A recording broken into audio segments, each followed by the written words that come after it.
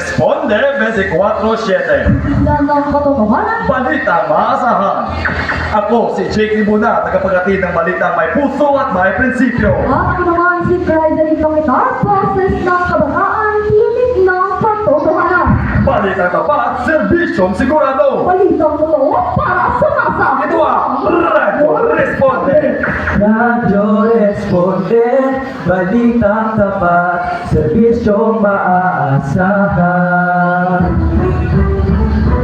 Sa ulo ng mga nagbabagang balita ngayong Enero 15, 2026, Pilipinong mga nurses sa New York lumahok sa isang malakihang hospital strike. pagkay ang babae sa Empreso na tagpuan ng alakay sa isang storage box. Pangulong Ferdinand Marcos Jr. nataas ang Department of Interior and Local Government na gawin ng lahat ng paraan para makabalik sa bansa si dating Ako People Party List Congressman Zaldico. Lico Dantes, tumatayong Chairman Lico ng Filipino Actors o Actor PH. Libo-libong Filipino nurse tumahok sa pangalawang ospital sa Singyon. Alamin mula kay Sunday Lumina. Kumabay ang libong-libong Pilipino nurses sa malawang hospital street sa New York City. Isang gawa ng nurses ng walkout sa bilog sa pagkilan sa kanilang lahi para sa mas malakas na South at mas mahal sa benepisyo. Ayon sa Director General C.D. Marley, umaasa ang konsulada sa Michael Jackson lalo madaling panahon ang dispute sa pagkakita ng lawyers versus legislature at panghalang sa original. Maraming salamat, Siren. Ang honest na babae na nakuha na nakalagay sa isang storage box ay naging ako opitalin mula kay Gabriel Vallejo. Sa kabalino mo, dinataguan ang pagkain sa babae na nakalagay sa isang storage box. Ang nasabing babae ay kilala kay Anthony. Ang doon ay nagugulong hula.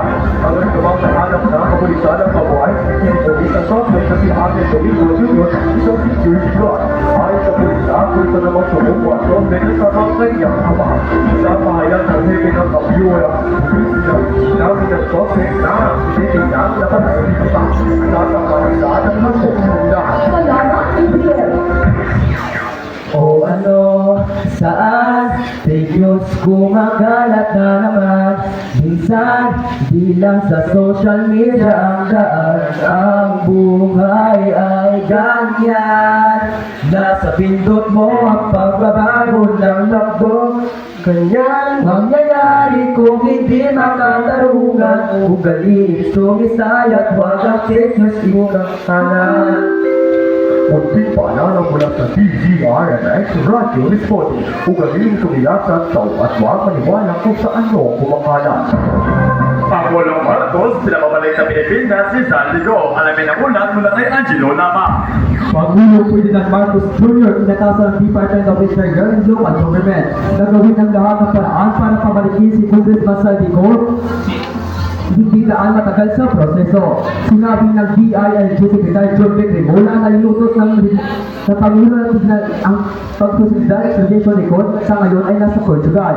Ayon kay Remola, pagkaman walang extradition at trade ang Pilipinas at Portugal, ay pinuproseso nila ang repatriation kay Go.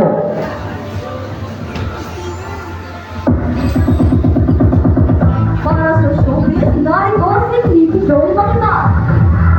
Aktibo ang kapuso aktor na si Dingdong Dantes sa pagtulong sa mga kababayan natin tuwing may kalamitan.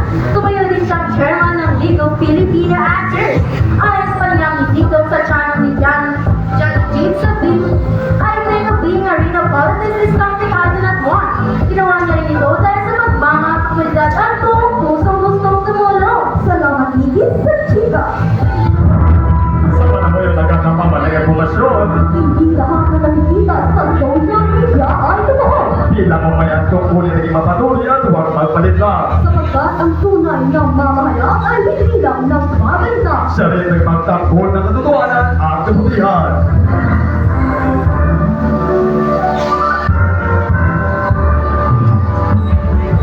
Dito na po sa balita ngayong araw. Uli ako si Bryden Ipangita. Ako naman si Jake Limuna. Ito ang DZRMX Radyo Responde 24/7. Hindi na nakarawan. Balita maasahan. DZRMX Radio Responde, kabataan mula, pawiyang tapat at bayang paulan. Bayang paulan, kabataang pag-asa.